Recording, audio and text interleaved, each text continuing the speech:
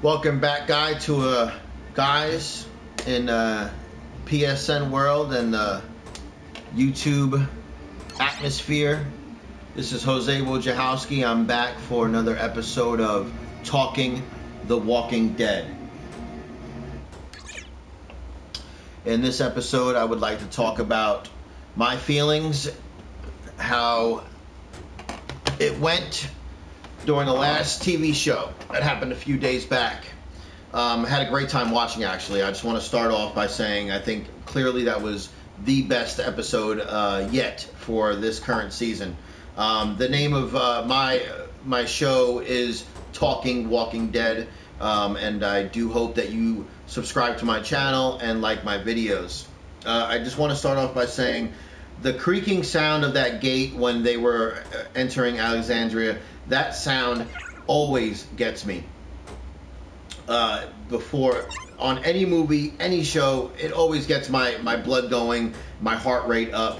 And then to top it all off, there's the garbage can gets knocked down, and Daryl looks over, takes a look at it, takes a grab of his crossbow, squeezes the trigger, and there he goes. I brought dinner. Great line, Daryl. Good job. One shot, one kill. You know, kudos to you. But it doesn't stop there, because the gate closes, and then a walker comes from behind, I believe, the RV. And Sasha pulls up her rifle. One shot, one kill. I think that kind of set a precedence, because they're walking into this new community of these people, and right off the bat, they got 2 kills under their belt. You know, whether it's an animal or a zombie, it's still 2 kills. You know, some people consider that roadkill, but it's still 2 kills. So I think they are kind of saying, this is who we are, this is what we're about, and we're here. Welcome to Alexandria.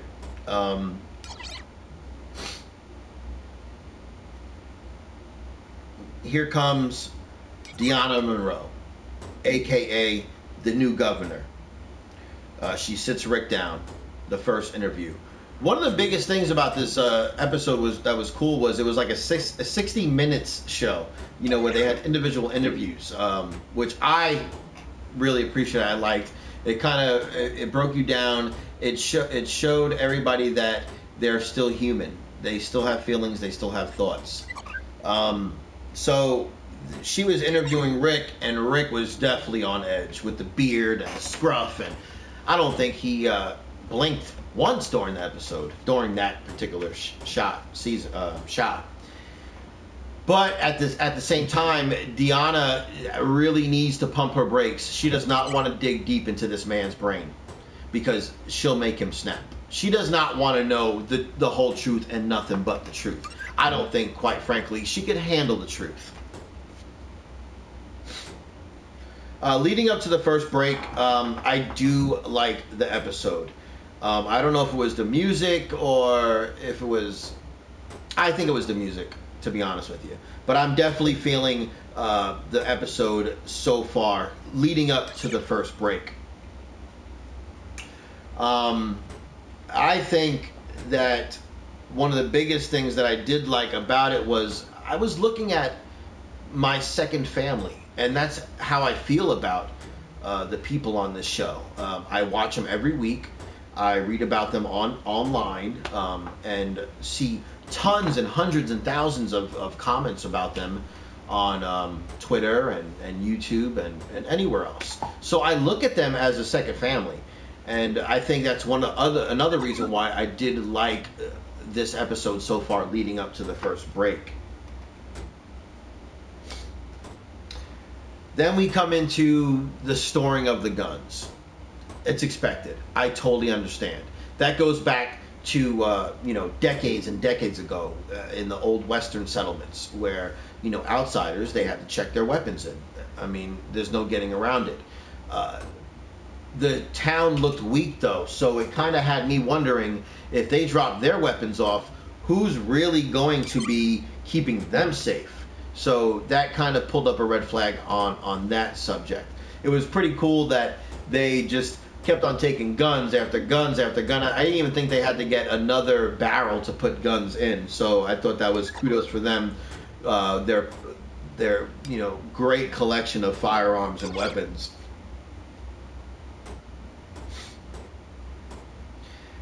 They gave them a choice of 2 separate homes, side by side, very big homes, probably like 4-bedroom houses, 3 bath, 4 bedroom, the whole 9 yards. Every American's dream, every human's dream to have. They gave them a great choice, but really the A plus was the running water, the hot showers. I don't know if the water was hot, but it was a shower. They were able to brush their teeth, furniture. When they walked in, they had a whole bunch of empty picture frames. It's going all over the place right now. People don't understand that, but it's pretty obvious what that means. The empty picture frames, as you walk into a home and you look down, you see empty picture frames, they're allowing you to create your future by putting your future pictures in there, putting your memories in those picture frames. So that's what I took from that part of that shot. So we have the new houses, we're good. We have the water, we have the brushing of the teeth, we have the showers, and then what happens? We all know what happens. Rick goes ahead and shaves his beard. That was kind of weird. I did not expect that. I truly, honestly thought that Rick's beard was kind of the seasonal statement, the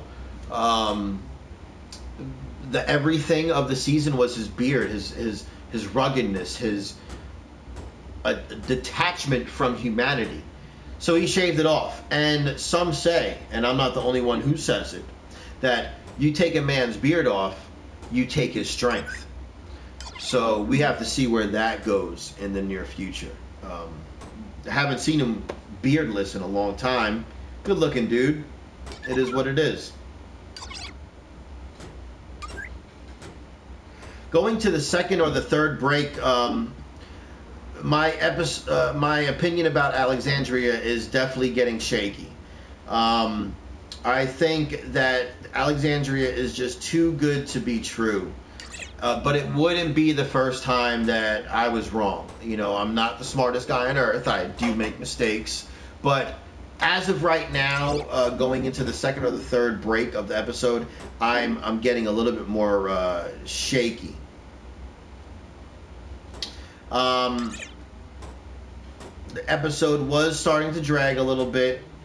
Then Rick went out on a nighttime walk, which I haven't seen in a long time. I don't think really a person goes on a nighttime walk in a zombie apocalypse. But I guess it was a well-needed one because he wanted to survey the grounds, and then unexpectedly he runs into the hairstylist's husband. And I don't think it was a really great meeting. It wasn't a great start of a wonderful friendship. And I think that I do smell the jealousy in the air on that one. And once again, the episode did start dragging until the girl started climbing the fence. Not really sure I can't remember her name, but she came from the outside and she was a little closed down. Her and Rick's son had a little, back and forth. Well, she did. But then the son spots her climbing the gate. And just like any old teenager, once he sees a woman going somewhere, he's going to go follow her. So he jumps over the gate and then he loses her. I think that she knew she was being followed, obviously, and she took off. But I was kind of waiting for a zombie to come from behind and attack him, but it didn't happen. But what did happen was father and son got a chance to keep their skills up to par. A training session, so to speak. Keep their skills in check by a quick, simple zombie killing spree. So as the father and son were sitting there battling, after Rick found out that somebody stole his gun, which is really weird. So obviously they had their eyes on them before they even walked into Alexandria, which once again, red flags, red flags. But going back to it, as the father and son were on their zombie killing streak, which was great, another party were out, which was Glenn and a couple other people. The new guy, I think his name was Enid, and that's the new governor's son. They were out on a quick little run, or to survey the ground, and then they come across a loose chain that they had a zombie tied up to. That right there, and their whole situation with trying to play with a dead zombie, right there tells me that these people are super ignorant to what's going on outside of that wall. You've been on the streets, you've been in zombie land for that long, and you've been like Rick and his family wandering. You don't play with zombies. Put them down and you keep it moving. So these guys are definitely ignorant to what's really real in their society, and that's what makes them weak. And we'll talk about that here in a couple of seconds. I didn't really want to feed into what's going on with Daryl, but I will mention that it's obvious that Daryl is a fish out of water, and he does not feel comfortable in that setting. I don't think he ever will feel comfortable in that setting. I think he was born to be a rebel, So I think that Daryl's going to run into some serious issues here in the next couple of episodes. There's not many episodes left. If I had to guess, I think there's maybe 5 left. So, stuff's going to start getting hairy here very, very soon. But that's what I'm going to leave about Daryl. I did want to mention him. He did, bring dinner, and he did have a couple of shots in the scene, but I don't want to really feed into it because I think he is on a stuck in purgatory, To sum it all up, and this is the end of my broadcast, before I, sum up what I feel happened and where I want this show to go, I would like to say thank you very much for tuning in on my YouTube channel, Jose Wojciechowski. Feel free to sub and like my videos. Take a look at all my do-it-yourself videos on there, my cooking show, Cooking for the Kids, which I will be airing here shortly. But to sum it all up, my opinion of this episode is yes, they do need a place to call home, and they deserve it. They deserve the house with the white picket fence and a large gate surrounding them to protect them. They do need it,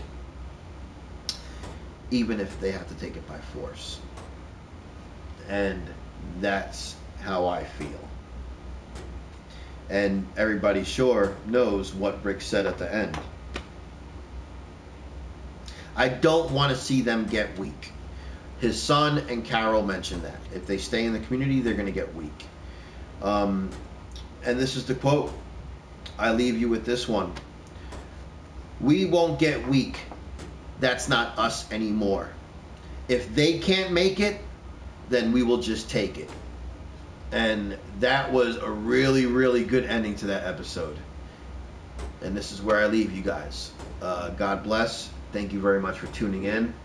Hopefully my shows get better and better as we go along. Have a good day.